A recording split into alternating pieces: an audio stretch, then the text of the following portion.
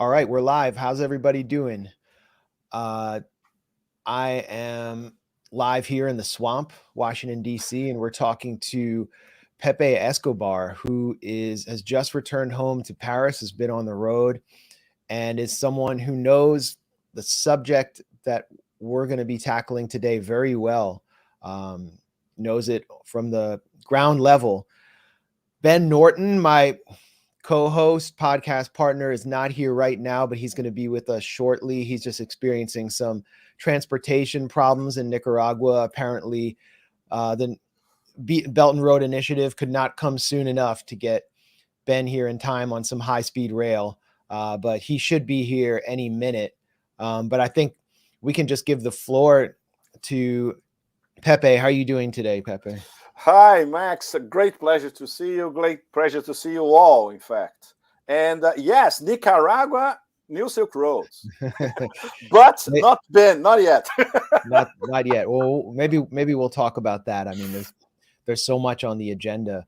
But first, we did want to talk about Kazakhstan, and you've written a series of pieces following what became apparently a failed color revolution. I guess I would just want to ask you to sort this out, because what we saw appeared to be popular protests against a corrupt figure in Nazarbayev, who has been just feasting at the trough of Chevron and was widely hated. He's been replaced, but somewhere along the line, it appeared that those popular protests, as so often happens, morphed into, as I mentioned, a kind of color revolution. And you have been writing about the NATO rat lines participation. We saw police officers beheaded.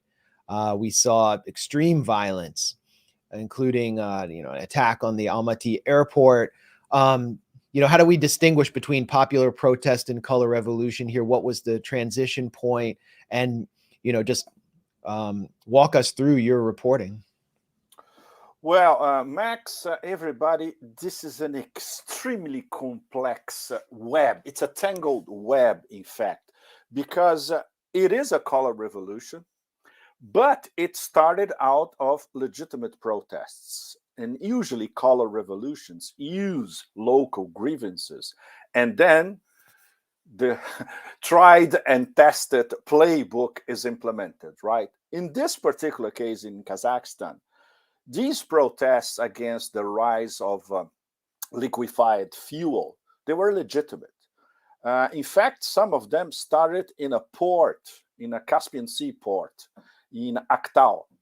They went to other places around the Caspian Sea, Atirau as well, in the northern part of Kazakhstan. And then they arrived in Almaty in a matter of 2 or 3 days after the first protests.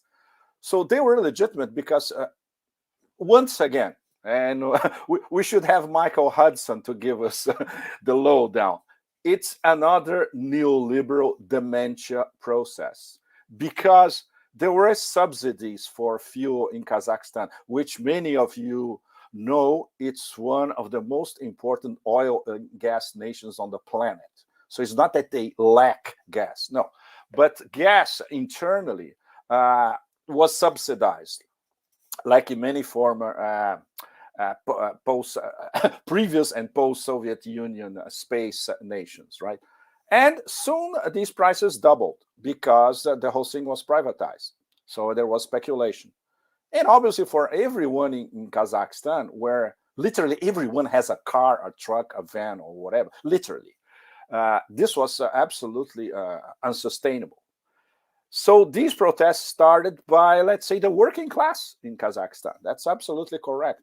And when we have some of our Communist Party friends in different parts of the world analyzing that as a legitimate protest, they're correct. What they don't understand is what happened afterwards, when the protests were hijacked completely by what was already set up, which was the color revolution scenario. And then we have an extremely complex web where we see the usual suspects, our American friends, you know better than I do, the MI6, Turkish intelligence, and this is very important. We're not talking directly about the Erdogan government. So maybe we are talking about a faction of the Erdogan government and a faction of MIT, Turkish military intel, that it's interested in agglutinating Kazakhstan, let's put it this way. Right. The MIT was responsible for the rat line into Syria. For the rat line in Syria. Brilliant. That's it. And obviously, Kazakhstan is part of the Organization of Turkic States, which is a very, very murky operation, which we still don't know exactly how they operate in practice, apart from disseminating soft power, like the Chinese Confucius Institutes, for instance. But there's a much more complex agenda underneath, which includes pressuring governments to follow the Turkish line in terms of this pan-Turkist agenda, or we can call it Great Turania, pan-Turkism, any way you want to call it. It's, let's be very careful to define it. There are overtones of racism in terms of Turkish supremacy from Turkey all across, including the South Caucasus, all across Central Asia. So we have as members Azerbaijan, and we have three, very important, three stands are members of the Organization of Turkic States. Kazakhstan, Uzbekistan, and Kyrgyzstan. So, and Kazakhstan, as we all know, is the big prize in Central Asia. No? So then we have all these usual and not so usual suspects. And of course, the fact that after the American withdrawal, and we're being very diplomatic here, from Afghanistan, Russian intelligence and some of the Central Asians intelligence, Kyrgyzstan especially, and Kazakhstan, I would say not exactly aligned with the Nazarbayev universe, let's put it this way. They knew that this rat line would go from Afghanistan to some of them in Central Asia. And that's exactly what happened with the guys who looted Almaty especially last Wednesday. In fact, that was a little over a week ago. You're saying these were foreigners. These were, yes, exactly. These were members of Jabhat al-Nusra, especially in the Idlib. Some, let's say, borderline ISIS actors who were also in the Middle East. They were rat-lined first to Afghanistan as part of ISIS Khorasan. And ISIS Khorasan, we have all sorts of numbers. There can be as little as 3,000 in eastern Afghanistan, in Nangarhar province, or according to Tajik intelligence, which is something very interesting, there could be as many as 7,000 to 8,000 near the border with Turkmenistan, which is a no man's land. The border between Afghanistan and Turkmenistan, there is nothing over there. It's very easy to hide because there's literally nothing, just desert and mountains, in fact. So according to Tajik intelligence, this is where they are. The Pakistanis and the Chinese and the Russians, until a few days ago, they thought that most of them were in southeast Afghanistan. So this is still unclear. The fact is they were in Afghanistan. And it was very easy to rat line them to Kyrgyzstan. And from Kyrgyzstan, what happened in Kyrgyzstan? They crossed the border, which is very, very easy to cross, from Kyrgyzstan to Kazakhstan, and they ended up in Almaty. They went from Bishkek, just to give an idea, all of you guys, from Bishkek to the border is about an hour and a half by taxi. Then you have a sort of a mini no man's land while you clear customs and you drag your luggage for 800 meters or so. You clear Kazakh customs, and then another 2 hours you are in Almaty. This is what they did. And they could cross legally with fake passports. No problem at all. So these guys came from Kyrgyzstan, crossed Almaty, and that's where these cells, let's put it this way, started to pop up. The thing is, Kazakh intelligence. NATO shock troops is essentially what NATO you're shock troops, exactly. NATO Okay. shock troops, red line. Seymour Hersh coined that years ago, as we all know. No? The red Yeah. line now is from Afghanistan to Central Asia. And Yeah. obviously, our friends from Russian intelligence, they knew this was coming Right. months ago. So you cannot fool a guy like Nikolai Patrushev, which is the chairman of the National Security Council in Russia. So Patrushev's team, they knew this was happening, and that's why they were prepared. That explains, number one, very, very important, why the Russians were prepared from the start, because they knew what was going to happen. And number two, which is directly linked, why the CSTO, in less than 24 hours, were already sending troops to stabilize critical infrastructure in Kazakhstan. Because, of course, the CSTO, very important to explain to all of you guys, Collective Security Treaty Organization includes several members of the pre-Soviet space. So we have Russia, Armenia, three stands, and Belarus. It's established in what, 94, but it's obviously established in 94, exactly. And much more significant organization now, obviously, than under Yeltsin. Oh, after what happened, Max, wow, everybody now in Europe or in the US, what is CSTO? Well, apparently our friend Little Blinky didn't know about CSTO. Yeah. Yeah, that was all. Well, anyway, before we get into the details of CSTO, let's just because we're just starting out here. You mentioned the geopolitical significance of Kazakhstan. Right. It's a resource center, has the most resources of any Central Asian nation, and it's obviously strategically located. I mean, what's the objective here? Why is NATO trying to get their shock troops in here and infest and destabilize Kazakhstan? What was, I mean, I could probably spell it out in broader terms, but what do you think the objective is? And obviously the stakes are high, because if it backfires, you grant your adversary more influence, and that's what we've seen take place. So, well, Max, because Kazakhstan is the absolute key hub of Eurasia integration, apart from the two big actors, Russia and China. It borders Russia and it borders China. It is a member of the New Silk Roads, BRI, the Belt and Road Initiative. It is a member of the Eurasia Economic Union, which is the mechanism conducted by Russia. It is a member of the Shanghai Cooperation Organization, which is the the comparison is flawed, but for a Western audience would be the nearest Eurasian equivalent of NATO, although it's not a military organization. Their emphasis from the beginning, it was founded in 2001, is to combat extremism and terrorism.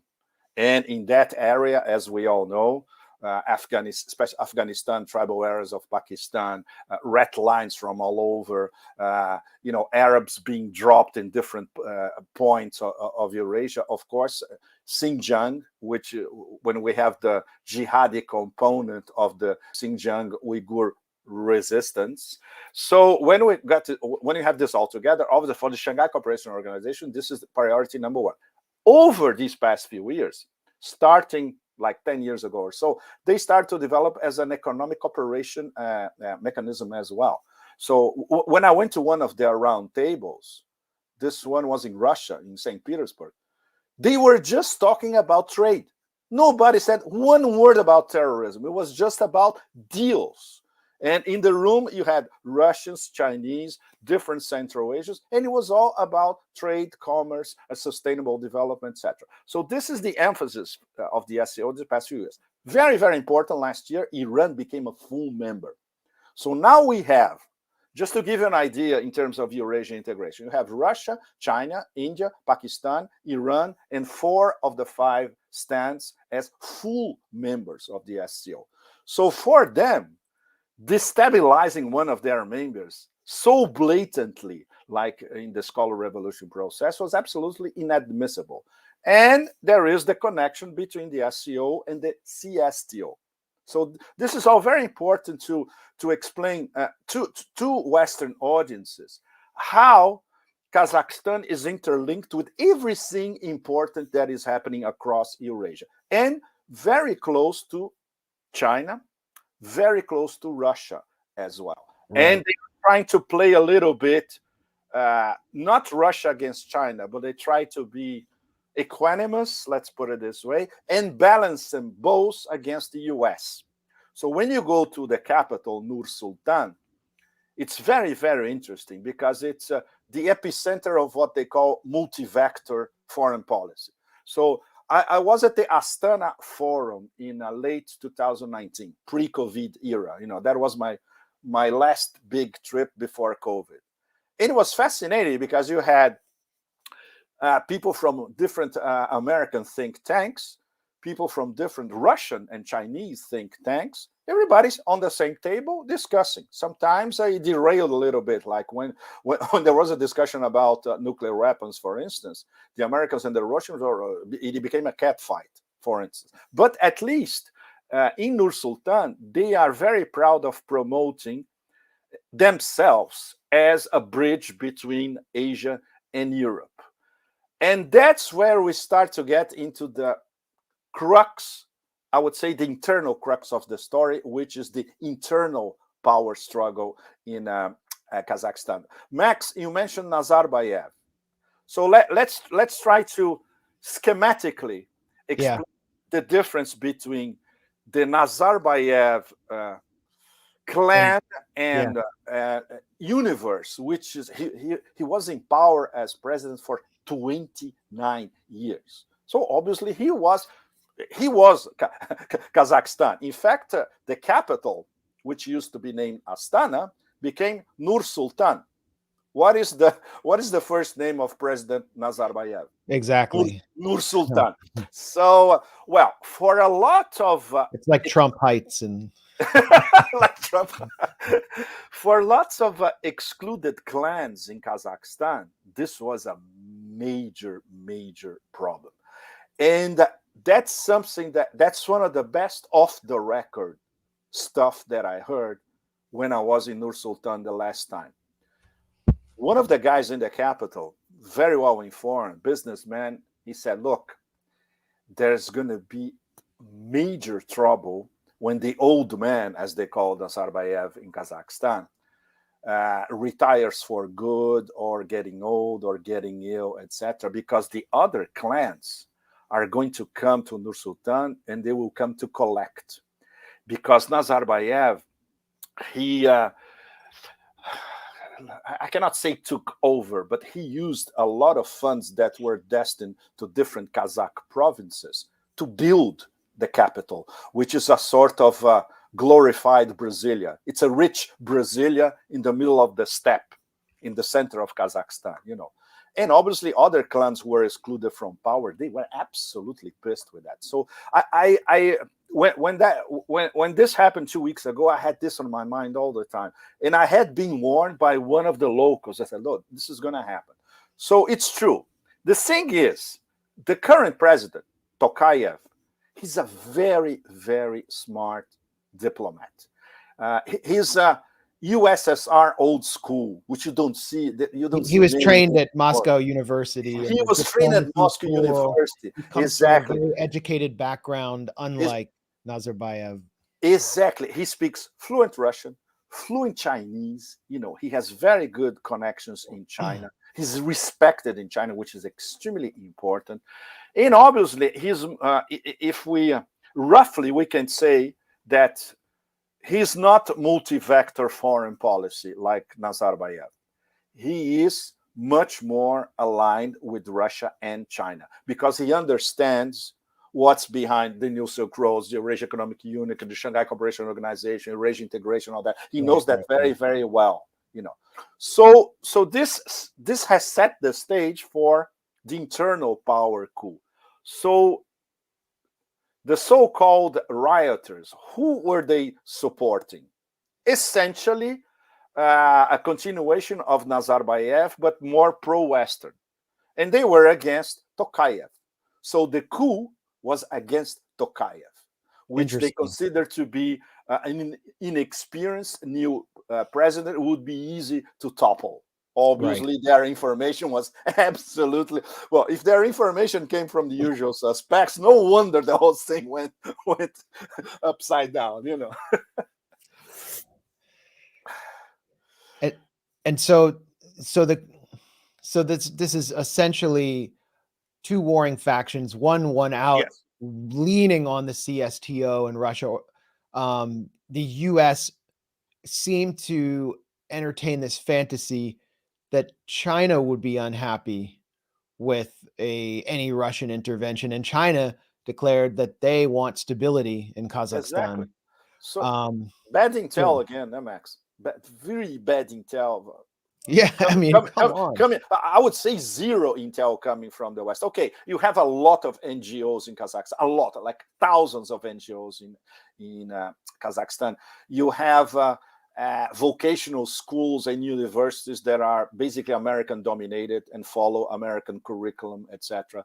Well, here's the NED, the National The Endowment for NEDs, Democracy, of is course, like, the NEDs there, here's their obviously. funding in Kazakhstan. It's a lot of You money. bet. Yeah, it's a lot of money. And Nazarbayev, some of his closest advisors are Americans and Brits. And then don't forget, of course, I haven't even touched it yet because there are so many actors. MI6. Right. Since Richard Moore was appointed head of MI6, one of his top priorities is, not strangely enough, I would say it's perfectly enough aligned with the expansion of pan-Turkism. Why? Because Moore was ambassador in Ankara for 4 years. So he got to know everyone in the Erdogan government, everyone on Turkish intelligence, even the fascist Grey Wolves, which support this pan-Turania, pan-Turkist agenda. And as head of MI6, his priorities is, okay, let's bring this all over Central Asia to destabilize Russia, allied with our Turkish friends. Yeah. So that's why the mess is it's an enormous mess, because basically MI6 is working with two different factions of Turkish expansion, which are not necessarily the same. In fact, they are very, very different in terms of ideologically, religiously, and racially. But the problem is they are converging I would say, this past 1 to 2 years. One is Erdogan's neo-Ottoman agenda, which never left. It's still there, even with all the absolutely disgustingly wrong steps he took in Syria, in Libya, you name it, everywhere. And there is this pan-Turkist, the Great Turania agenda, which is conducted basically by the Organization of Turkic States. And they are merging. And Moore is not a Kim Philby, you know. He's a friend of mine told me that he's more like Inspector Clouseau, and that's a very good assessment, I would say. Moore, but he's not stupid. He saw the wind blow, the pan-Turkist wind blowing, and said, okay, let's ride along with these guys so we can destabilize at least the three stands: Kazakhstan, Kyrgyzstan, and Uzbekistan. So the Uzbeks are already on the lookout for the next possible color revolution inside Uzbekistan, which, by the way, is doing very well economically now. The post-Karimov area era in Uzbekistan is very, very good. It's a little bit of a multi-vector. They're trying to keep themselves independent, but the country is growing, and it's in fact, it's much more stable than Kazakhstan at the moment. So I'm sure our MI6 friends are going to try something in Uzbekistan. Kyrgyzstan is very easy, because Kyrgyzstan is very small. They already had 2 color revolutions in Kyrgyzstan. So I was going to mention. I know a lot less about Kyrgyzstan than you, but I was just working on this investigation maybe last year on the MI6 working through the British Foreign Office, funding all of these media hubs and supposedly independent media outlets working through the BBC and Thomson Reuters. Right. You know, all these documents were leaked, and it showed that Thomson Reuters Foundation and the BBC Foundation were essentially arms of British intelligence. They were training journalists inside Russia. They were even claiming credit for assisting some of the protests that anti-Putin, anti-government protests that were taking place around Moscow in the past few years. And, you know, something I just didn't have time to work on, but was really notable was just how many outlets they had set up in Kyrgyzstan, how much effort the MI6, well, I guess you could just say the Foreign Office, although it presides over the MI6, was putting into this small Central Asian country. It really astounded me because I'd never thought that that would be such a priority, but they have infested Kyrgyzstan with NGOs and astroturfed media organizations. I guess they had a harder time in Uzbekistan under Karimov, but now it's a little bit more open. And so, you know, you're saying that Kyrgyzstan was kind of a portal for destabilizing Kazakhstan, and next will be the other Stan as a target. Yes, because there's the key area over there shared between Kyrgyzstan and Uzbekistan is the Fergana Valley. Yeah, that's a nest of vipers, but you know, it's one of the top nest of vipers in the whole planet, because it's very easy to recruit online Salafi jihadis. It's very poor. Unfortunately, there's many problems with agricultural problems.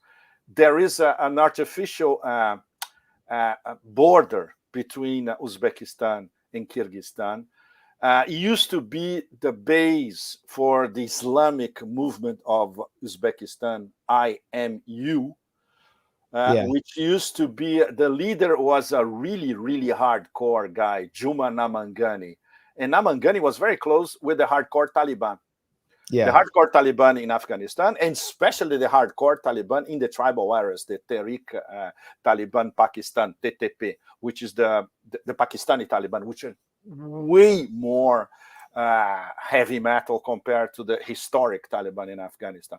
So, right. so it's an absolute horror story, the Fergana Valley. The last time I was there, like 2 years ago, I didn't go to the Fergana, but I was in Osh. Osh is very close. Osh is the southern capital of Kyrgyzstan, more or less. It's very close to Fergana, and you can get some very good info of what's going on. And at the time, like 2 years ago, they were saying, look, it's very quiet at the moment, and we are worried because it usually is not that quiet.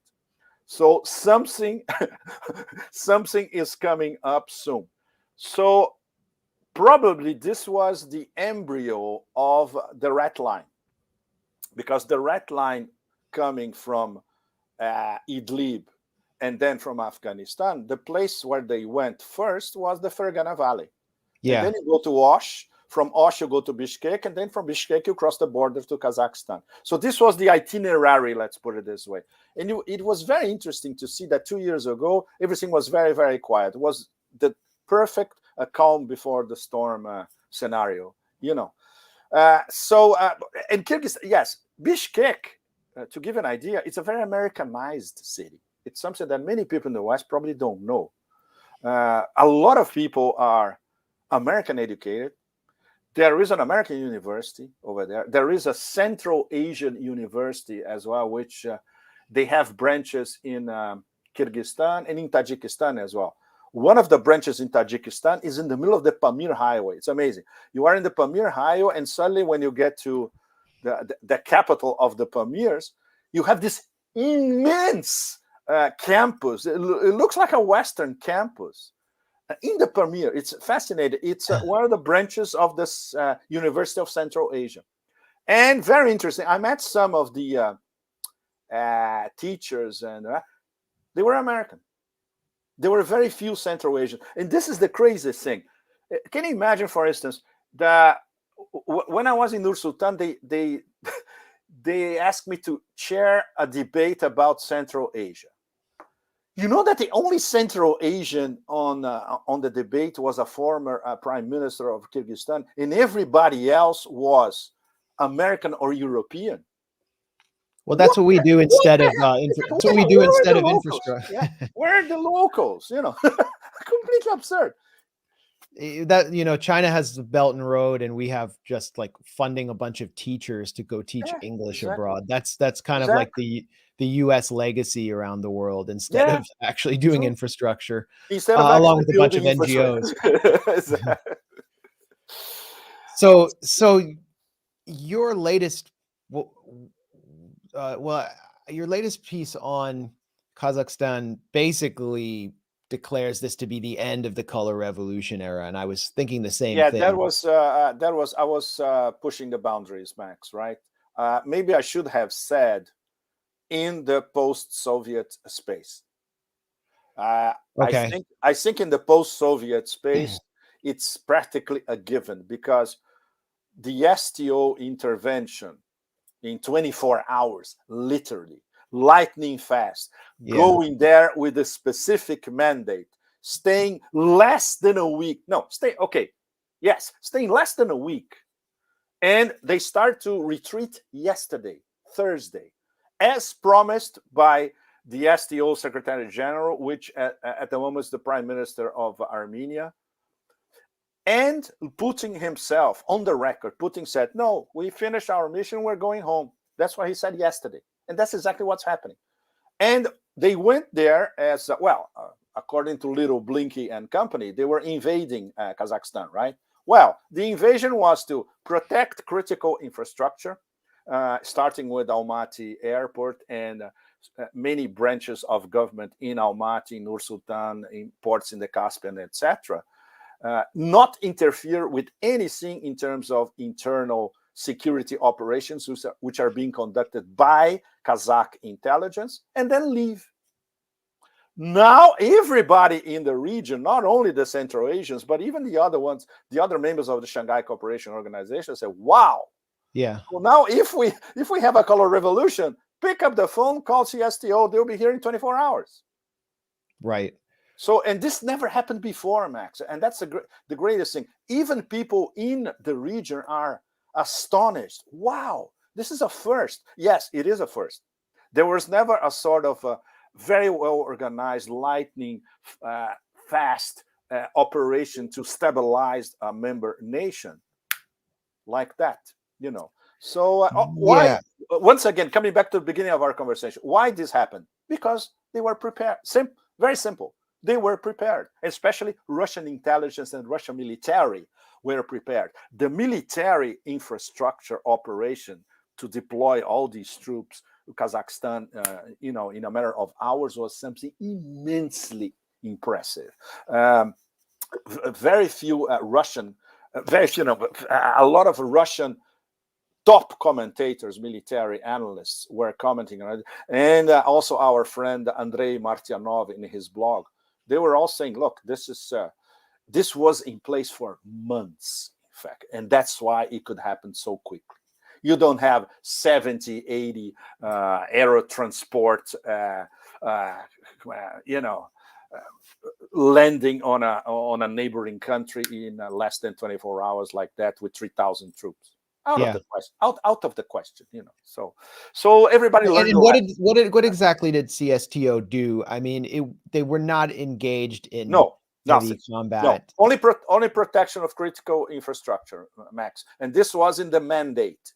And they said that from the beginning. When Tokayev picked up the phone and called the STO Secretary General, Pashinyan in this case, they discussed how the collaboration would work, and there was a strict division of labor. Okay, you come here, you take care of all our critical infrastructure points, and you don't interfere with anything internal. And that's exactly what happened since a week ago, a little over a week ago. Yeah. So And then the Russians left the house. and then, exactly, and then Putin said we're going home. That's what he said yesterday. Is that so? For the whole of Eurasia, this graphic example of how the STO is going to work from now on. Wow, that was a major lesson. And I'm sure in West Asia as well, the former Middle East, people were paying a lot of attention as well. So not only an organization like that is credible, and in fact they promise what they're going to do, and they fulfill the promise, and they leave in a matter of 1 week in this case, but they know that behind it is the whole Russian military intelligence apparatus, Yeah. So Russia, once again, in terms of soft power for the whole of Eurasia, proves itself to be a reliable partner and supporter. Yeah. You see, so this is what it is in the end. We're talking about spheres of influence, like our think tank friends in Washington love to talk about. Well, this is how you do spheres of influence. You don't go to a foreign country uninvited and illegally occupy parts of it and steal oil. You do an CSTO. It's very simple. It's very easy to, even somebody who doesn't follow international relations can compare it. Yeah. Yeah, and I mean, you clarified that you meant the post-Soviet space when you proclaimed the end of the color revolution era. But if you actually look at the whole global stage, Yeah. there's clearly much more operational awareness from the point of view of Russia or China or any of the non-aligned states about the concept of hybrid warfare. And if you Yes. go forward from Maidan, you had the Guarimbas in Venezuela, which were defeated by Maduro declaring the Constituent Assembly. And then the coup plot in 2019 was kind of the final nail in the coffin, I think, of US regime change attempts. Like we've seen Venezuela going back to exporting oil and food to Cuba. And they forged this relationship with Iran to kind of pull together their oil industry. You have Hong Kong, complete failure of a color revolution. It started with protests as well, Max. Yes. I was there. I talked to the protester rioters. Same thing. Yeah. They were parachuted from Hong Kong schools. They had never been to China. They were paid to rampage around Hong Kong. Ridiculous. Of course it would fail. And the local population in Hong Kong, which are very, very hardworking people, they turned against them. Of course, they were destroying the economy of one of the wealthiest city states in the world. It was the business class and the middle class, the moms that were furious with what was taking place there. Same thing in Nicaragua in 2018, same dynamic. And I was there right after the worst, bloodiest part. But it was a very violent kind of color revolution style operation. The US was heavily involved, and it completely failed as a result of popular mobilization and the country just turning against it. So I think on the global stage, we have to kind of look past the color revolution era. The US is clearly very frustrated right now, and its sanctions don't have the same teeth. Yeah. So I think that brings us to the next issue, which is, the talks, the NATO-Russian talks, which have basically gone nowhere. I would say because the U.S. and you said this in a recent piece, which is up at the soccer. The U.S. has refused to accept any Russian request for pullback of NATO troops in missile deployment, missile installation deployments, and so on. The U.S. just won't accept any Russian terms at all. Does this bring us closer to war? Are we closer to a crisis as a result of these talks? And just lay out the dynamic there, where you have an experienced diplomat, Sergei Ryabkov, leading the Russian delegation, going up against these nitwits. Exactly. Jake Sullivan. I mean, who is this character? The guy who ran Hillary's failed campaign, and Blinken, Tony Blinkskrieg is what I call him. That's very good. What took place there, and where does it leave us now? Max, you know that Stoltenberg, which I call him a stultifying bird, because he's every time he opens his mouth, it's something absolute. Very There are Norwegian. no adjectives left for him, you know. But he gave away the game. I think was that yesterday. He said we decided in 2008 that Ukraine and Georgia will become part of NATO. As far Yeah. as I remember, nobody said that on the record like this. You know, straightforward. We decided.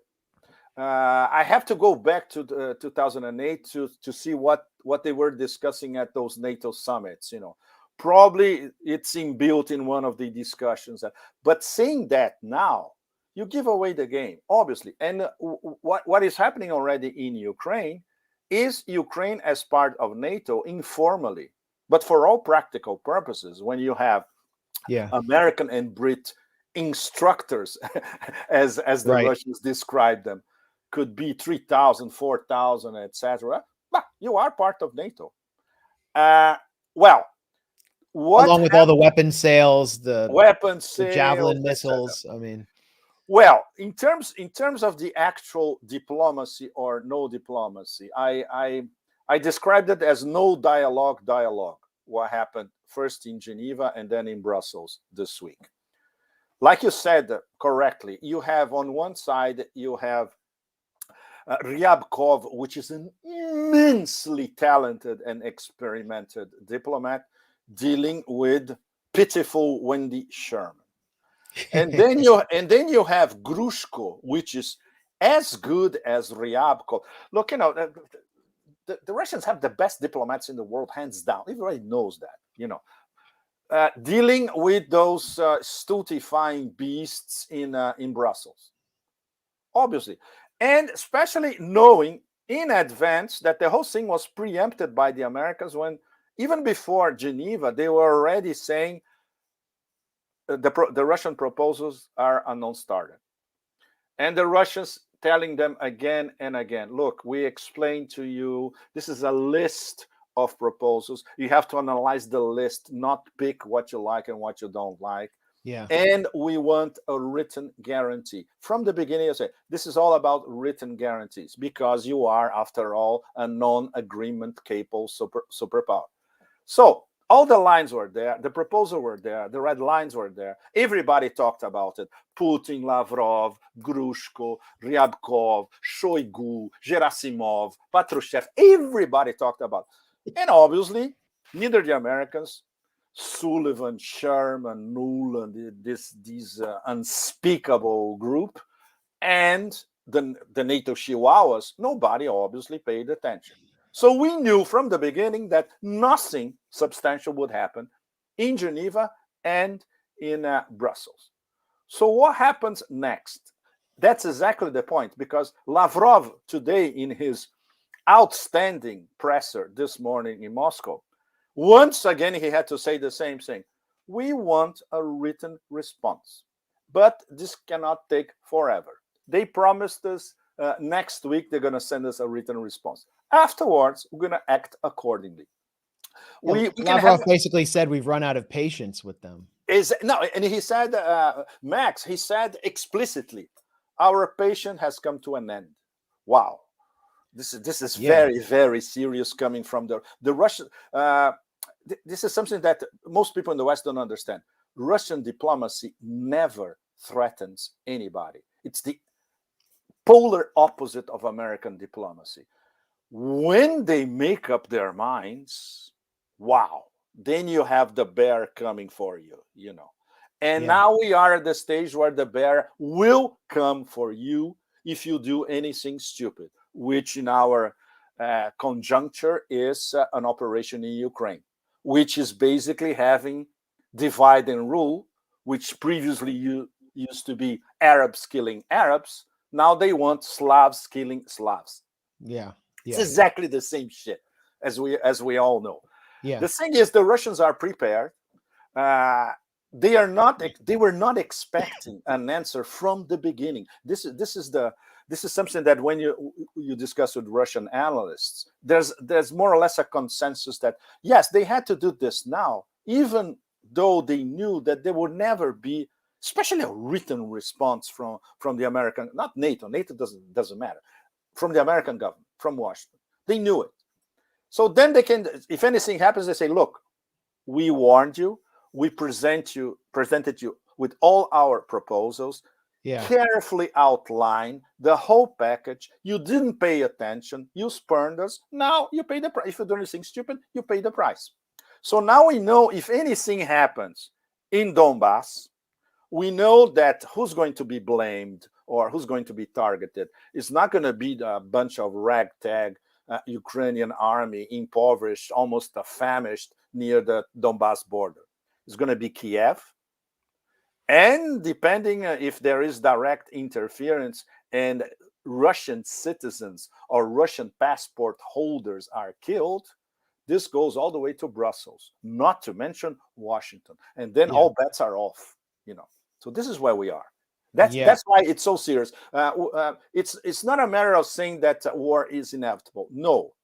But if the US and NATO continue acting the same way they have been acting these past few days, they create the conditions for an enormous, lethal misunderstanding, which can become a hot war. Absolutely. And you look at the juvenile kind of propaganda that we're being bombarded with here in the US and that we have since the Russiagate era. Here's the cover of The Economist. Oh, yeah.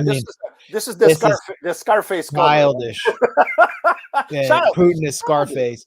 Yeah. And they see him as a gangster, but at the same time they see him as this kind of that they can't get it straight how they see can't get Putin. It straight. Yeah. Is he a geopolitical genius playing 13-dimensional chess, or is he just some petty gangster? Well, obviously, if he was Tony Montana and he was just completely off his rocker, emotionally unstable, unable to ground himself morally, this whole situation wouldn't be so difficult for the US and Stoltenberg and company.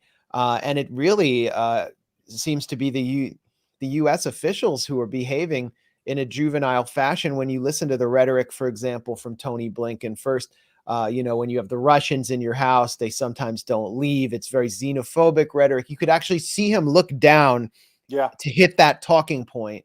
I don't know why he thought that was a wise thing to do. And then he says that his view of Putin is to restore the Soviet Union. It's like he got his international relations training from that scene in The Simpsons where the Soviet Union comes back during a parade in Moscow. I mean, very, very juvenile stuff. And so you have a situation domestically in the US where Biden is in a deep crisis. He can't get his agenda through at all.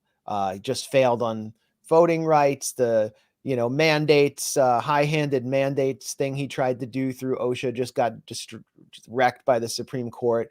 I don't know what he was thinking there, because the Supreme Court is a Republican majority, super majority. So, I mean, why did he do this? Because obviously he can't go through Congress. He can't get anything done. And he has precipitated the worst crisis in US-Russian relations, whereas Trump managed to keep things at least at a like simmering. They're now at a boiling point. So from the point of view of US domestic politics and Biden, this is just absolutely discrediting on the world stage. And I don't think anyone in the US foreign policy establishment, including the more sober Russian watchers, know what Russia's next move might be. So that's my next question for you. I was actually reading Gilbert Doctorow, who I think is one of the smarter Russian watchers. And he kind of said he isn't quite sure what plan B is, but there has been talk of a technical military response by Russia. And we've seen some murmurings about Russia even deploying hypersonic bombers in Venezuela, ships within the U.S. Naval sphere of influence with the Zircon missile. I mean, putting a gun to the head of the U.S. Is this real? Is this really on the table? And would someone like Nicolas Maduro accept Russian military hardware? I mean, what's possible here? It's going to be something that none of us is expecting, Max, and that's the beauty of Putin's playing with the chessboard. And that's why it's so fascinating, because all these hypotheses being floated, including hypersonic missiles in the Caribbean. Wow, no, that's too obvious. A strike on Syria, no, that's too obvious. Donbass, a non-invasion invasion, no, that's too obvious. It's going to be something that nobody is expecting. And this, I think, this is the only thing that some of us who have been talking about it agree. It's going to be a jiu-jitsu move out of the blue. And it's very interesting because the Russian military presented options to Putin in the last few hours, in fact. Really? Of what officially. I'm talking about Gerasimov and his general staff presenting officially to the president of the Russian Federation options in case there is an Ukrainian blitzkrieg against Donbass. So they have a list. Putin already has a list to choose from. They are expecting a provocation. This is I would say this is, in terms of the Russian military, this is the consensus. We don't know what Putin is thinking about it because as the ultimate decider, he weighs geopolitics, geoeconomics, and his own military, and he weighs the influence of Russia across this whole process of Eurasia integration. And not only that, he coordinates with the Chinese.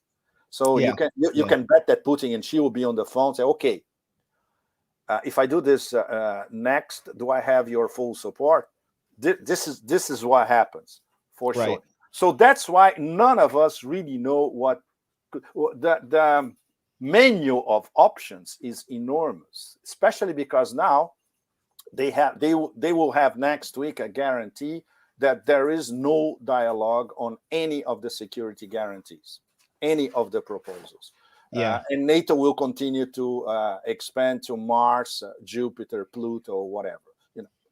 And now we have the confirmation from Stoltenberg yesterday that this was decided already in 2008. So, nothing's going to change.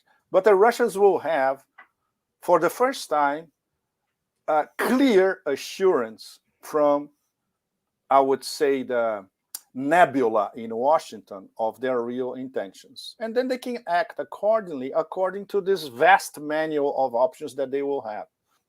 So we are all speculating what's going to be, right? It's going to be something that none of us thought about. And what kind of timeline are we talking about here? I've seen in a matter of 2 weeks there will be some kind. The Americans, according to the Russians, the Americans promised a written response by Wednesday next week. So let's see what happens after Wednesday next week, right? And in terms of this absolutely falling to pieces Ukrainian army trying something in Donbass, this would probably happen around, if it happens, would be around March, April, end of winter. So we have this time lag between now, next week, and March. And don't forget, there's the Beijing Olympics in beginning of February, where Putin will be with Xi. It's very important because one day before Putin will meet with Xi at the Olympics, Lavrov will meet with Wang Yi, and they're going to discuss the big picture as well, in diplomatic terms, in geopolitical terms, especially. No? Yeah. So, and don't forget that the Beijing Olympics, essentially, what does it mean? Once again, it will be reinforced into the whole planet that China has arrived big time. Right. And the main host and the main guest happens to be the president of the Russian Federation, the main official guests, in sharp contrast with the American boycott. Yeah, what are the ramifications of the U.S. diplomatic boycott? Sort of a half boycott, it's a half boycott, very petulant. Yeah, petulant, and once again infantile. There's Max, Yeah. coming back to something that you said a while ago. Edward Luttwak, which we know is Yeah. a very old fox, but I know him. hardly a fool. You know him. Now, the last time I met in Nursultan in Kazakhstan, we were discussing his ranch in Bolivia. It was very funny. It was a very funny conversation. He just said that Blinken, he's a good boy. he met Blinken when Blinken was 13. Yeah, he's okay. He's a good boy. He's a good boy. Well, yeah, I don't know if that's a compliment coming from Lutwak. Of course not. Of course not. But he's good. He's very sarcastic. It's wonderful. Yeah, he's not a big fan of mine. Of course not. But he reads everything that you write, Max. Trust me. Yeah. Yeah, he does. There was a little community theater here in Washington, and some, political and diplomatic people put on a play, and I was invited to be in it in kind of a bit part. And Litvak actually boycotted attending the play because of my participation in it, because he hated my views on Israel so much. Considers me an anti-Semite. Anyway, so that's like the fun of living in DC is exactly. my sheer presence is like a weapon of mass destruction. Absolutely, Max. And you're bumping into these missiles all the time, no? Definitely. I mean, they actually exist here. Yeah. But back to the issue of World War III or World War V, depending on who you ask. Like the neocons have said, World War V, exactly. Yeah. Yeah. And it's not a video game. The Ukrainian army is like the gang that couldn't shoot straight. Yes. They're not even allowed to use all the weapons we give them. They just sit there in a box. And this story leaked out, and I want to get your response to it. Yesterday, CIA trained Ukrainian paramilitaries may take central role if Russia invades. So, okay, you got Yahoo News here. This guy, he seems to basically be a stenographer for the CIA. They leaked this story. Well, but they all are on mainstream media. They all are. I mean, that Dorfman, he was part of the team that actually broke the story with Michael Isikoff on like 35 CIA officers say that, there was a plot to kill Julian Assange. So that was valuable, but it just shows that this is like the CIA's press guy. Yeah. So the CIA wants this story out there. They're talking about Ukrainian paramilitaries being trained at an undisclosed location in a secret intensive training program inside the US. Okay, so these are sort of like irregular Ukrainian forces. Who are we talking about? It looks to me like Azov guys, like right sector. It's private sector, no? Exactly. Pravdi sector. Okay, well, these are the hardcore, ideologically hardcore shock troops who are incorporated into the Ukrainian National Guard, who often do wear SS insignia on their uniforms, who have Nazi-like beliefs, and they're being trained inside the US. I mean, I don't know if these guys do R&R and go to like happy hour at Houlihan's or something, but it's kind of disturbing that Nazis are like being welcomed inside the United States by the CIA. United States, so Eric Prince is probably on it. Yeah, probably. It's interesting. He gave an interview 2 weeks ago saying that the US should be perfecting all forms of hybrid war against Russia. So I'm sure he's probably an advisor of this operation, at least an advisor of this operation. But what's the thinking here? I mean, they're thinking Russia's going to invade and they're going to bleed them in a kind of insurgency. The assumption is completely bonkers because Russia is not going to invade anything, and every operation or scheme that they devise is based on this wrong assumption. And that's why everything is going to collapse. Even if you have 5,000 private sectors, you send a Spetsnaz brigade, these guys are turned into kebab in 10 minutes. Right. All of them. Right. And the Americans know, and the CIA knows that. Come on, by experience, seeing how the Spetsnaz work. So what's the point? And what's the point even of releasing something like this? Because it's directly confrontational. it's not advancing the American agenda or the different American agendas, whatever they are. It's read all over the global South as once again American bullying. What's the point? Yeah. So, Yeah. What is the point? It's part of the internal Washington machine that you know very well, Max. It works by inertia. No? Well, and also the CIA might just be kind of justifying its budget or some of these programs to show its relevance. Exactly. Yeah. Where I would think like any kind of irregular warfare in eastern Ukraine that the US would be involved in is just completely irrelevant and pointless. I mean, if the Ukrainian military were to attack, they would be wiped out so quickly in one of the biggest artillery barrages.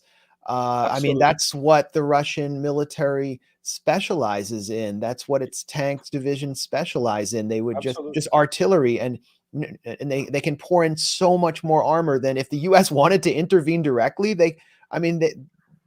Russia could just pour in so much armor so quickly, and it would be also, this is the dead of winter. I mean, yeah, exactly. And they don't, even with missiles, even with they can do the whole thing just with missiles. Yeah. Not to mention the strategic missiles which would reach Kiev, which is what really matters. And the Russians already said, look, this is going to Kiev. It's not going to the border. Yeah. So it's a suicide mission, and they keep entertaining the notion that this suicide mission is going to happen, and they can have a victory in a short war localized in Donbass. This means a victory of the Ukrainian army against the Donbass militias of the two republics, which is not true as well, because the republics, now they had time to prepare. They already won the first war when they put the Ukrainian army inside a cauldron. When I went to Donbass, it was fantastic. I went to the top of a hill. They took me to the top of the hill, and you could see the layout of the cauldron and how the Ukrainian army was trapped inside an area of 2 square kilometers, more or less. It's fascinating to watch. Right. This could happen all over again. They know the terrain. They are better prepared. They are better weaponized. They're expecting this to happen for at least 2, 3, 4 years now. So everybody on the ground knows about this. But then you come back to Kiev. Why they need a war? In fact, who needs a war? It's Zelensky. Nobody wants Zelensky anymore. Absolutely. The only way Zelensky could eventually survive is if he launches a war, like a war of national liberation, some kind of crap like that, And even like that is not guaranteed. So no wonder. And that partly has to do, sorry to interrupt, with domestic politics in Ukraine. With domestic politics, exactly.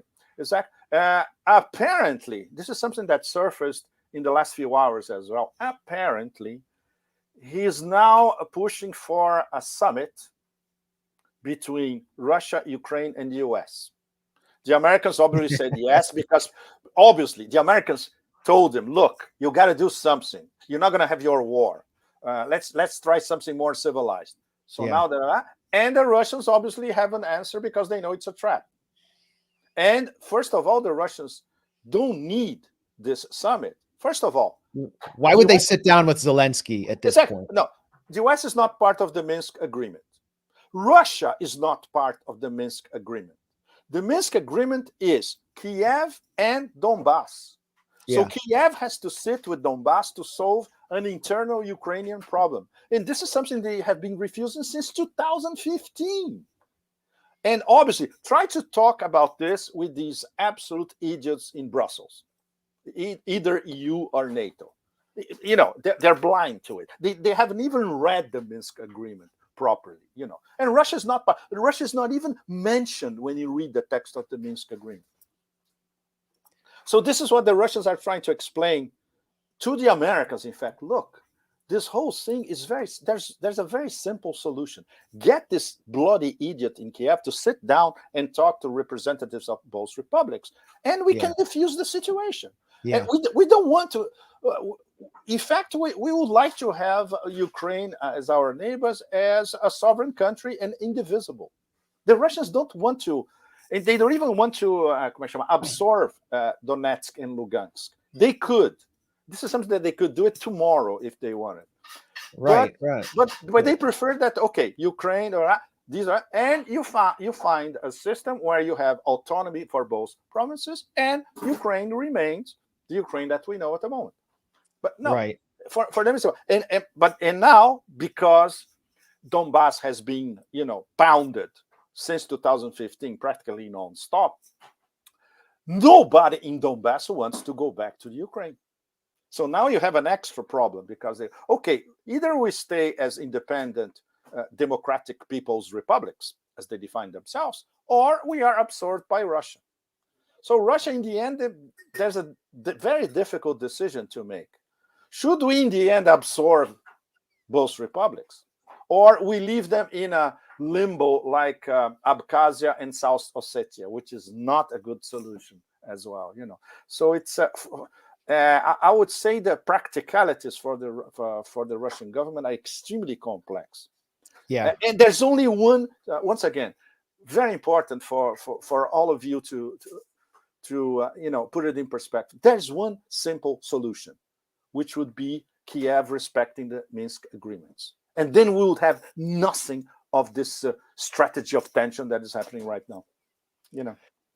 Yeah, I think it would take another administration and somehow some Yeah, weakening of far right forces in Ukraine, which doesn't yeah. seem to be It doesn't seem on the to be the horizon case. at Yeah, all. you're right. Yeah. And the beyond the pounding of Donbass, there's the fact that they just simply are a Russian-speaking population, and to deal with Kiev as a Russian-speaking population, It's it's impossible. impossible to It's integrate. I impossible. mean, Exactly. so I see the situation being frozen. I have just two more questions before we Okay. get out of here. One relates to Ukraine, but just to the whole of Europe. I mean, we've had an energy crisis throughout the winter in Europe, and there's actually a pretty intense debate in the US Senate right now over how to deal with the Nord Stream pipeline. The Nord Stream pipeline would be built between Russia and Germany to supply liquid natural gas at a much better rate than would arrive from the United States Of to course. Germany. It would be I call it like a pipeline of peace, because it's like Yeah. between, you're linking these two historical rivals, and the United States is doing all it can to shatter it. So you have Ted Cruz on the Foreign Relations Committee, who he wants to impose very heavy sanctions on Russia and do everything he can to prevent Nord Stream 2 from being completed. But then you have Jeanne Shaheen, the Democrat, speaking for the Biden administration, calling for a looser set of sanctions and sort of tepidly accepting the reality of Nord Stream. Germany is insistent on it because they need to heat the homes of their people. And they paid for And it, Max. they paid for it. They paid for the infrastructure. And then you have Ukraine. I mean, the Ukrainian gas industry will be badly hurt by the construction of Nord Stream. So how do we see this shaking out with these three factors, the Biden administration, Ukraine, and Germany, kind of taking divergent paths here, or stances on this? Well, the new Chancellor, Scholz, he said something, I would say, mildly reassuring a few days ago. He's going to sit down with Putin. Yeah, and I forgot to mention, you have the very militaristic pro-NATO Greens in the coalition. Oh, no. But these are beyond disgusting, Max. Yeah. Annalena Grune is one of the most stupid so-called politicians in the history of modern Europe. And I heard this from my German friends, contacts, diplomats, etc. So that you won't believe how mediocre she is. If you think Ursula von der Leyen is mediocre at the European Commission, you haven't seen anything yet. So at least what Scholz said a few days ago, he went over Annalena and he said, no, we're going to talk to Putin and Russia. First of all, because, well, he's the leader of government. So whatever she says, nobody's paying attention. He's the leader of the coalition. He has the German business classes, the industrialists, on his back saying, don't do anything stupid. We need natural gas from Nord Stream 2. Otherwise, we will never recover our position as a global trading partner, and we will Yeah. never become a larger global trading partner that we are. This is our agenda. We want to sell to the whole planet, and we need energy that we don't have. You're not going to get it from Turkmenistan. You're not going to get it from Qatar. That's it. It's Nord Stream 1 and 2. So obviously, Scholz has to listen to these guys. These are the money guys.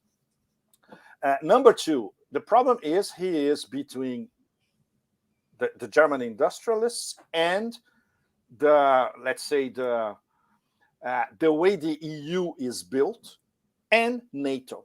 Don't forget, no, all of you know that Germany is an occupied country.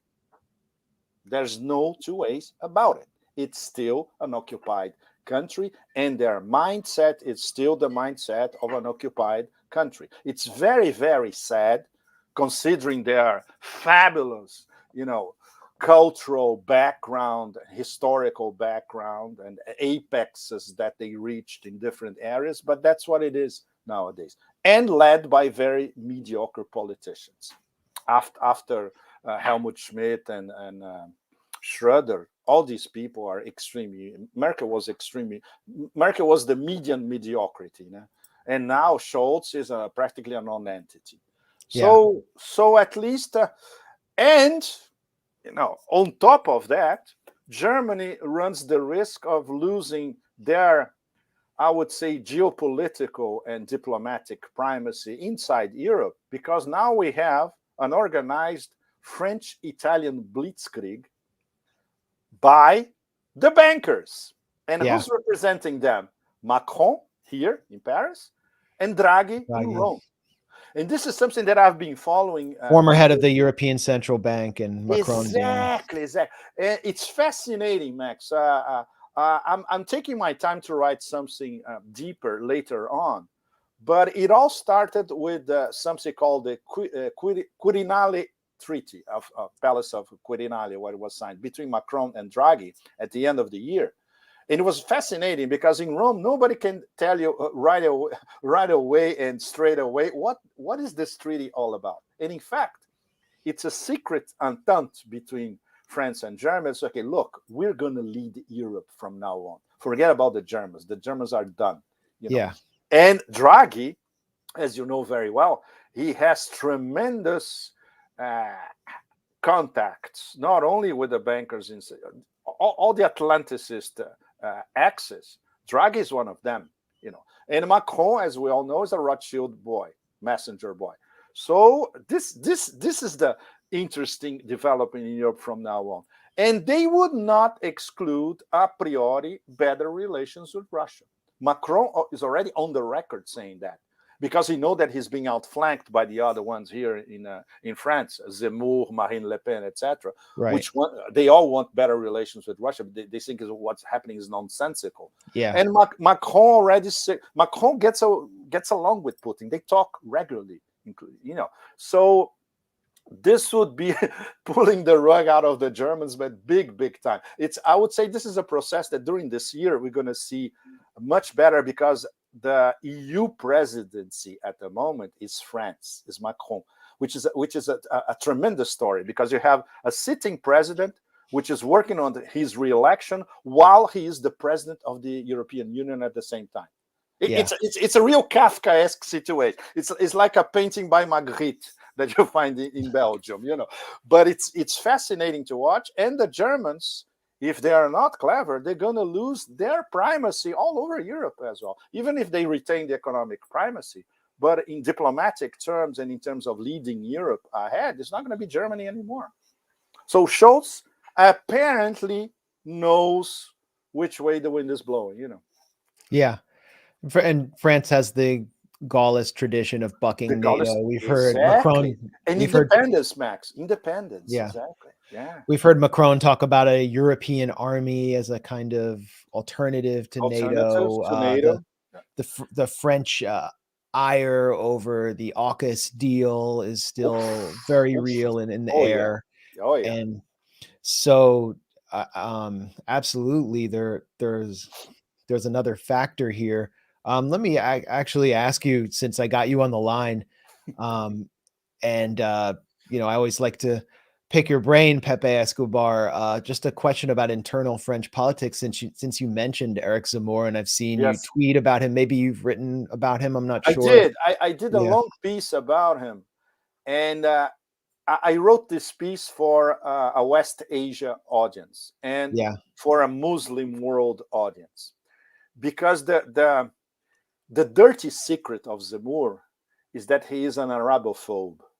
He cannot say that in France because this is the So you're apex. saying instead of being an Islamophobe, he is an He is an Arabophobe. Arabophobe, but you simply cannot say this in France. This is beyond politically Yeah, incorrect. I noticed that with a lot of Western Europeans, including centrists, is that they're more Arabophobe Arabophobes than and Islamophobes. Islamophobe. You're right, exactly. And here, for instance, Zemmour, I read a lot about him since I came back to Paris. Apparently, he doesn't know anything about Shiism, Sufism, Islam in Southeast Asia. For Yeah, instance, he knows not. The only thing he knows is Algerian immigrants in France. In fact, that's the only thing he knows because he grew up with that. His yeah. father was an Algerian immigrant. His father used to speak Arabic here in Paris when Zemmour was a kid. Wow. That's very, very interesting. He defines himself as a Berber Jew, Right. which is something very, very interesting because a scholar from Algeria wrote me something immensely interesting that I plan to use later on. He said, "No, they're all Arabs. They were all assimilated by Arabs. You cannot talk about Berber Jews because all the Jews Berbers who lived in Algeria, they ended up being assimilated by the Arabs. So he is essentially an Arab. So in terms of wow, we should come exorcise the ghost of Jacques Lacan to explain this story. You know? Which would be something very fun. We could do a Jacques Lacan sketch NSL style, explaining Eric Zemmour. Yeah. So so this is the story. So he cannot say he's an Arabophobe. So he launched a campaign against Islam as a whole, which is something beyond absurd. And that's the problem. And that's why his candidacy is going to be always on the 14, 15%. It cannot go upwards because the French are not Islamophobes. Uh, French conservatives, traditionalists, etc., of course, they look at unbridled immigration, especially from the Maghreb, Northern Africa, like, oops, for our tradition, for our culture. But they are not Arabophobes per se. Even here in Paris, people are not Arabophobes. They understand that there are a lot of immigrants that abuse the French social system, which is one of the best in the world. The health system is still one of the best in the world, even with all the cuts and all that. But they understand that they are immigrants from the Maghreb and from other parts of the Arab world who made an enormous contribution to French culture as well. There is an Institut du Monde Arabe ici, Institute of the Arab World, which is one of the most powerful in the world. And the list of people with a high intellectual caliber is enormous. So, and the French are very good at making distinctions, nuances, Yeah.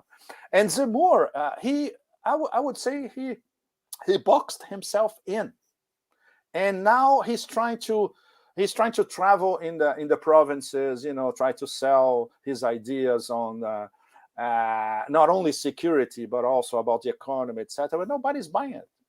Yeah. So the question that I had was, to what Yeah, extent would he cut into Le Pen's base, especially in the already. South, Yeah, it happened. You're right, Max. It already happened, and but now benefit it's Macron? I mean, yeah. like there's a conspiracy that Macron is behind Zemmour. No, it's not a conspiracy, Max. You know why? There Why? are at least two high-ranking Rothschild bankers, ex-Rothschild bankers, who are behind Zemmour's campaign, or the organizing committee. I don't know if you're allowed to say Rothschild banker on YouTube. I think we're gonna get Exactly. Okay, YouTube. Sorry, I didn't say Rothschild. I said bubbly, bubbly, bubbly gum, like yeah. Monty Python would say. So the bubbly, bubbly, bubbly gum But banker. you're saying Zamora there are big financial interests behind him, and that I mean the conspiracy is that he's been put up to undercut the National Front. It's not and once again, Max, it's not a conspiracy. You know why? The people who invented Macron out of nowhere, he was from, from the ENA, École Nationale de l'Administration. So he studied in the right school. Then he went to the Ministry of Finance. He went to Bercy. So he went to all the right places. But he was a minor cadre. He was not very important. Yeah. They picked him the last time, literally out of nowhere. They gave him an agenda. They gave him a party out of nowhere. They gave him a slogan, and they sold him as neither left nor right, a centrist, but in fact, as one of them from the Institut Montaigne, which is a sort of mega think tank of the French establishment here in Paris. They said, no, we're going to sell a rightist posing as a leftist, which is what it was, the first Macron campaign. That's exactly what it was. Now, the problem is he has 5 years where he has been basically a disaster. And he cannot talk about issues of substance. So what he did last week, he turned the whole presidential debate into a vaccine campaign, which was the only thing that the French government did. Let's vaccinate everybody. They did. They vaccinated 90%, literally 90% of the population. Yeah. And then he said, yes, I'm gonna, in French, it sounds wonderful in French, emmerder. Je vais les emmerder, the non-vaccinated. I'm going to piss them off. In English, will be piss them off, but emmerder in French is much more powerful than piss them off. It's like in shit. Like, yeah, exactly. I'm gonna fill them with shit. I'm going to drown them in shit. So he said, I'm going to drown them in shit, 10% of the population. So what do we have? We have a president of the French Republic with everything that comes before that we know very well, 1789 and all that, basically criminalizing 10% of his own population, as his own words, not mine, non-citizens. This is so hardcore, and it's fascinating. I spent many nights here looking at the talk shows, and nobody would come to the heart of the question. He is a president of a secular republic, one of the most respected secular republics in the history of modernity, allowed to criminalize a faction of his own population, which is exactly what happened. Everybody was, no, that's not it. So nobody's discussing, for instance, the situation of the health system here, which is crumbling, and that's why they are desperate with the COVID, Omicron, post-Omicron, etc., because the hospital system is crumbling, essentially. Why? Because Macron's neoliberal policies, less money for the health system. Well, we have the same situation here. I mean, same situation in the US. Democrat, exactly. Republican governor, doesn't matter. I mean, the hospital and ICU beds have been slashed over the last 2 decades. Yeah, over the neoliberal era, just massively, and it's the hospital industry driving it as well. So yeah, exactly. The rhetoric is not as extreme in the United States as we hear in France, but clearly, this is, that was a very remarkable statement, and I guess I don't know enough about French domestic politics to understand where it's coming from. But I mean, my sense, electropolitics, Max. Yeah, my sense was that. Yeah. To answer your question, 2 words. Electropolitics. In fact, he voided the debate on anything substantial and France's huge problems, you name it, geoeconomic, geopolitical. In fact, the 1% here is almost as oligarchic as the 1% in the US, even with a system that is much more equitable compared to the American system. And the fact that the middle classes also in France are disappearing, nobody's talking about this. The only thing they're talking is emmerder, drowned in shit. So this means that he's desperate because he knows that in discussing about issues, he's gonna be pounded left and right, and that's Yeah. what will happen when if they have an American style debate in the next few months with all the candidates, he's going to be destroyed live. We saw Yeah. Mélenchon criticize those comments, referring Yeah. to millions of French citizens he was elected to serve as non-citizens. Where does Mélenchon fit in here? The French, That's a is there a problem. French left? Yeah, Max, it's a huge problem because Mélenchon is the same thing. He's always going to be around 12%, 13%. Yeah. Always. That's the problem. These guys, they reach a plateau and they'll never move up. It's out Yeah. of the question because they pick one theme only and they keep the same thing. In the case of Mélenchon, is the bankers, the elites, the oligarchic 1%, etc. No, you have to. Okay, so how are you going to redistribute wealth in France? He doesn't explain it, and people they're still waiting for an explanation. They're fed up. Well, he's the least bad of all the left candidates. The other ones are Jesus Christ. We have the mayor of Paris, Anne Hidalgo, which is they love them here because she's a bobo. Yeah. She's like a New York Soho bobo, but in Yeah. Paris, she polls at 1%. It's a joke. It's a joke. They love him because she's Paris now is a bicycle paradise, which it is, by the way. It's very nice to ride a bike in Paris nowadays. But that's about it. That's and obviously, if you go to the last week I went to the out of Paris area, The banlieue, which they call the beyond the périphérique. Oh my God. Then it's really hard to call. And you don't have a bicycle lanes, shiny bicycle lanes in places like this, Well, So what she did was for what 10 to 15% of Paris population intramuros, and obviously the wealthier part of Paris, which is enjoying this. The rest, they're still taking ultra overcrowded metros and suburban trains to come to work in Paris. Right. No bicycles for them, No, it is a remarkable experience. I made a documentary back in 2015, 2016 called Je ne suis pas Charlie. That deals wonderful. That you should check it out for everyone watching. It's free online with my friend and colleague James Kleinfeld.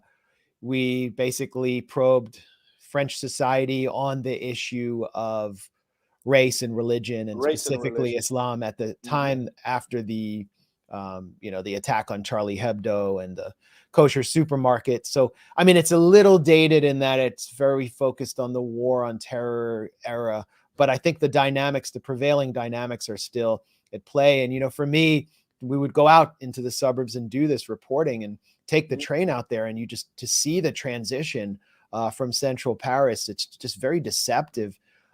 Things are not well. I mean, no, in some senses, it's more shocking than visiting the projects in the US in how separated it is. It is, Max, because France is an egalitarian country, at least in theory. Yeah. So in the US, you expect to see inequality. Not here. Right. Yeah. So it's a major. It's an illusion that Macron, I think, helped unmask, just given his personal profile as this billionaire banker and his obnoxious behavior. I could keep talking for another hour, but I actually have to move on. So I just had one more question for you. Okay. Which country will President Hillary Clinton bomb in 2025? Oh man, this is the best question I had in ages. Syria? Yeah, I think she still wants to do Syria. She still wants the road to Damascus, Max. It was her. She had an illumination, St. Paul style, St. Hillary. So she still wants to go to Damascus. She's going to the Umayyad Mosque, that magnificent mosque. She's going to kneel and pray and said, "We came and we conquered." Yeah. Oh God. with her Battlestar Galactica. You know how she wears With a these Commander Battlestar of the Galactica. Universe outfits with these big shoulder pads, and she, I mean, she's just indefatigable. And I mean, the situation we're in here in the U.S. politically is just bizarre. Everybody knows Biden is not going to be able to run again. I Yeah. mean, he's just kind of wandering around the White House lost, and I think they put him on Vyvanse for like his press conferences, but he's clearly not in charge. And you know, Kamala Harris, I mean, someone who got 0 delegates in the Democratic primary, less delegates than Tulsi Gabbard, very Yeah. low approval rating from Black Americans. Everybody else despises her. You listen to her talk, it's like nails on a chalkboard. She's kind of incoherent. She was supposed to be the successor. And then beyond that, you have Pete Buttigieg, who is like born in some kind of McKinsey lab-grown meat startup. Yeah. I actually subjected Yeah. myself to the Amazon documentary about him, and it's pretty bad. So that's why I kind of Hillary 2024 is not. I mean, Max, it's funny because it's partly true. I have a question for you, Max. Who's supporting the Hillary comeback financially and in PR terms as well? Do you know? I mean, I think it would be many of the same elements that supported her comeback in 2016 after the disaster of 2008. The financial industry, the arms industry, and many of the main financial forces that were brought into the Democratic Party in the 1990s by the Democratic Leadership Conference. You know, this third way kind of coalition where when the Democrats started trying to move away from their union base and bring in more Wall Street elements. I mean, the Clintons have always had this comfortable relationship with them. Mm-hmm. And at this point, I think anything, it seems like a joke. And obviously I'm still joking about Hillary running, but who could possibly succeed Biden? It doesn't look like a joke, Max. It looks pretty serious. It looks pretty serious. Yeah. And it started early.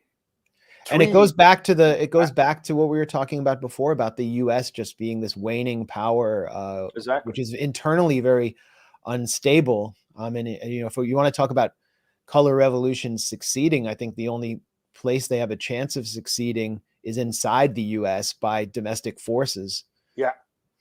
I see Ben has just materialized an hour and a half in. I don't know if you have any more stamina. Welcome, Ben. Right at the end. Sorry about that, guys. So here's our Nicaraguan New Silk Roads asset. I'm on Central America time today. Fantastic. I'm sorry, I wanted to be here on time, but I'm glad you all could still have the conversation without me. Yeah, we got it. We got into everything. I mean, we were talking about French domestic politics by the end. But I am going to sign off. I don't know if you guys want to chop it up for a while. Let's say I have another 10 minutes, guys. Is that okay with you? Yeah. Yeah, that's great. I'm gonna hand off the ball to Ben because I have to attend to some business here. Okay, great. Well, thanks you so much, Pepe. Great talking to you, Max. Yeah, great, no, I always learn a lot, and can't thank you enough for all your being so generous with your time. There's something I need to tell you. You know that I have to be discreet. A very well placed character in China love the gray zone. So it was when he told me, I said, well, I have to tell them. So this means important people in China are watching you guys. Well, yeah, Tom Waits has an album big in Japan, and ours is big in China. And it's much bigger than Japan, so I'll take it. Much bigger than Japan, exactly. All right. Peace, everybody. Thanks a lot, Pepe. Thanks a lot, Max. Take care. I feel awful. I was trying to get here on time, but you know how things can sometimes go. Come on, Ben. So next time we'll do next time. No problem. Pepe, did you actually Nicaragua in the New Silk Roads? I was jumping here when it happened. Amazing. Exactly. It's Yeah. incredible. I wanted to ask you, did you talk about Latin American politics at all? No, I don't. And I excuse myself with you and everybody that grays on. I don't have time to follow Latin America. In fact, a Yeah. lot that I read about Latin America, I read with you guys. You cover Latin America very, very well. Sometimes I read Argentinian papers, but I have no time, unfortunately. Well, I mean, you're only covering Eurasia, which is only three-fifths of the entire It's planet. only 3/5 of mankind. Exactly. Exactly. Well, Pepe, but this year is yes, really important. I mean, you more than anyone, what I wanted to say at the beginning of the stream, which unfortunately I was not able to do, is I think you more than anyone, at least in English language writing, I think you have been able to an English speaking audience stress the importance of this project of Eurasian integration, of the Belt and Road, of the New Silk Road for many years. And you were on this beat for over a decade, and for many years before pretty much everyone. I mean, I remember reading articles from you in the mid 2000s, like the aughts, right? About Kazakhstan and the New Silk Road. I mean, before it was even announced officially in 2013 in Kazakhstan. And what's interesting is that I think in the past few months, we've seen this move in Latin America toward integration, but in the past few months, we've seen official integration into that same project that you've been writing about for over a decade now, the project of Eurasian integration. We saw this December that the Nicaraguan government officially recognized, re-recognized the People's Republic of China. We saw that immediately after China officially joined the Belt and Road Initiative, Cuba officially joined the Belt and Road Initiative.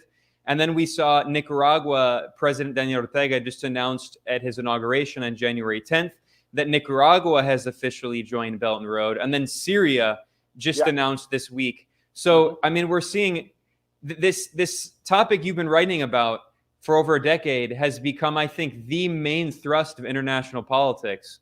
And in Latin America now is joining it as well, which is hugely important. It is, Ben. Well, you could, I would say, the Belt and Road was announced by Xi Jinping in Nur Sultan, exactly, at Nazarbayev University. I went to the room, Max, when I was there the last time. I made a point of going to the room. I said, okay, this is where modern history in the 21st century actually started. In this room, when he launched, in fact, the overland Belt and Road, which was the time was One Belt, One Road, the first denomination. And in fact, if I remember well, it was announced as the Silk Road Economic Belt. This is how Xi Jinping denominated it in September 2013. And then he launched the Maritime Silk Road 1 month later in Jakarta. It's true that when that happened, I was already into it, first of all, because I was living in Asia. Second, because I had traveled a lot across Eurasia, from Turkey to Eastern Asia, practically everywhere in between for many years, since the 90s, in fact. And when the war on terror started, my side theme in my work was Pipeline-istan. And these pipelines happen to all be in or projected to be in different parts of Eurasia. The BTC pipeline, Baku, Tbilisi, Ceyhan, the TAPI pipeline that in the end never got built, that Turkmenistan, Afghanistan, Pakistan, India, all the Nabucco pipeline, which disappeared in Europe. That was way before Turk Stream, way before Power of Siberia and all that. So then I had, I was covering energy and at the same time covering the war on terror and their intersections. And then when the New Silk Roads were launched, finally I could cover the whole area in an integrated manner, because this is what the Chinese wanted. They wanted the integration that Putin had proposed a few years before and was spurned by the Europeans, a free trade area from Lisbon to Vladivostok. And the Chinese perfected their own Ministry of Commerce idea, which, okay, let's start doing more trade with our neighbors, Central Asia, West Asia, and going all the way to Europe. And obviously, so the past few years, I've been into this like 98% of my time. True. Because it was easy to recognize from the beginning that this was, first of all, the overarching foreign policy concept for the Xi Jinping era in China. Second, and this came a few years later, the Russians, when they came up with the concept of Greater Eurasian Partnership, it's a different declination of BRI and working in parallel and also interconnecting. This is something that Putin and Lavrov in the past few days once again said on the record, the integration of Belt and Road with the Eurasian Economic Union. And the way the Russia-China strategic partnership was evolving, and the way all these different mechanisms were evolving and integrating in the end. Shanghai Cooperation Organization, the Collective Security Treaty Organization that intervened in Kazakhstan, the Russia-China Strategic Partnership, the Eurasian Economic Union, all these getting together. So this was, in the end, it was easy to see that this was the biggest story of the century. The slowly but surely process of progressive Eurasia integration. Pakistan, Afghanistan after the American retreat, incorporation of Iran as a full member, other countries that are observers and want to become full members, like Mongolia, for instance, India and Pakistan that are inside the Shanghai Cooperation Organization. And this is one of the ways for them to try to find some sort of entente cordiale, as much as possible. And the unifying role played by Xi Jinping on one side and Vladimir Putin on the other. So yes, it is the most important story of the 21st century in big terms. There's no question about it. And it's great to be there from the beginning. From our point of view as journalists, when you're covering something this big, it's great to be deep down into it, and that's it. I lose sleep on this thing. I read countless books about it. I wrote books about it. So it becomes part of your life. It's like going to the movies for me. It's normal. Well, and you were so prescient. I mean, you were covering this well over a decade ago. I remember reading your articles back in Tom Dispatch. Tom Dispatch. I did a pipeline stunt series for Tom Dispatch. That was in the Obama years. That was in the first Obama administration. In the first Obama administration, absolutely. Tom asked me, look, try to explain this whole pipeline thing. Nobody here in the US knows what this is all about. Yeah, here's an article that you published back in 2009. I mean, really, I think you were extremely prescient when it came to recognizing the importance of this. And for me, as someone who lives in Latin America, involved a lot in Latin American politics, I think it's come full circle. And not only is Eurasia increasingly unified, and there are all these institutions. We've seen the CSTO has come back with a bang. We've seen the Eurasian Economic Union is going to keep growing. We've, of course, seen that Iran is now a full member of the Shanghai Cooperation Organization. So all of those organizations are growing and strengthening. And now we have the troika of resistance, if you will, in Latin America. Absolutely. Cuba, Nicaragua, resistance. Very well put. And Venezuela. Yeah. And I should mention that yesterday, January 13th, there was a high-level Iranian delegation that met with President Ortega and had discussions of there's been talk of integrating the Nicaraguan and Iranian economies and doing more trade. And so, I mean, we're seeing, I think, this, like the ALBA alliance, the anti-imperialist progressive movements in Latin America, integrating with the Eurasian alliance. And I would say, I know you have to go soon, but there's one other huge player in this that I think is the inevitable next chip, if you will, like in this game, this geopolitical game, and that is the biggest country in Latin America, your homeland, I believe, Brazil. Oh my God! And I actually think this year we could see Brazil. It's not going to integrate to the same level because it's a massive player in American, that is North and South American politics. So it's inevitably going to have to play a larger role in North and South America. But I do think that we saw the beginning of that Brazilian alliance with Eurasian powers under Lula with the creation of the BRICS system.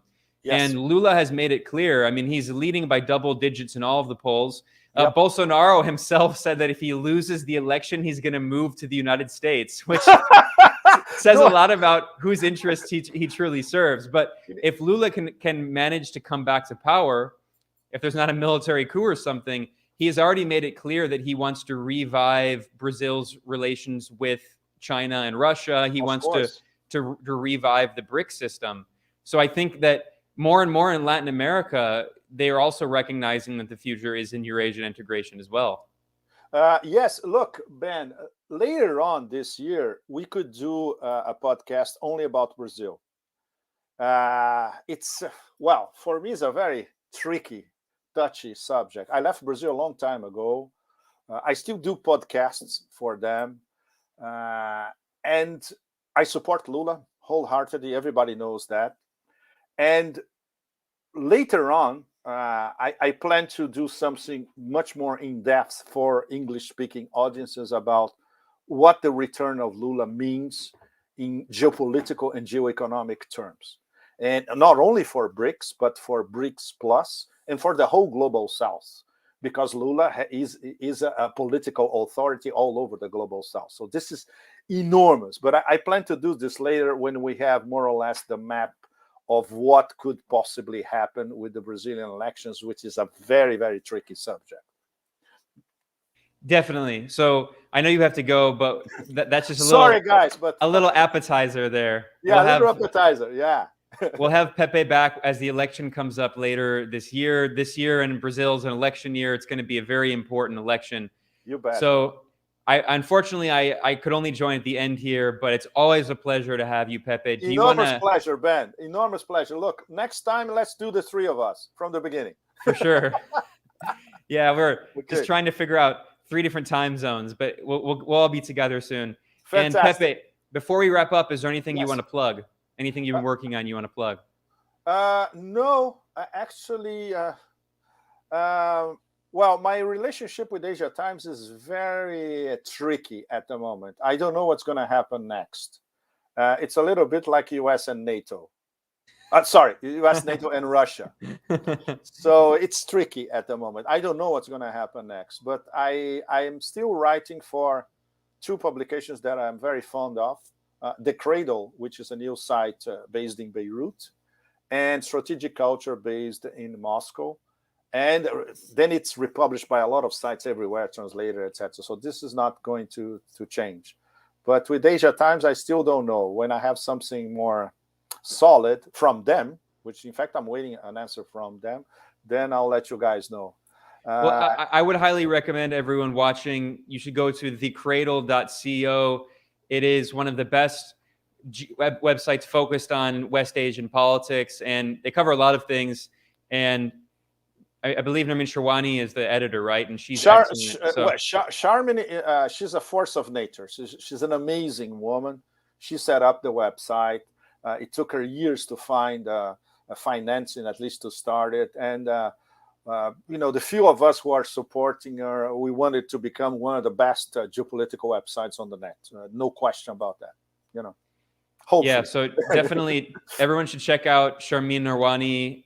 She's excellent. Charmin is the editor. Check out Pepe's writings. And also, they've been republishing or publishing some columns by MK Bahadur Kumar. Of course. Elia Manier, MK. Yes. Yeah.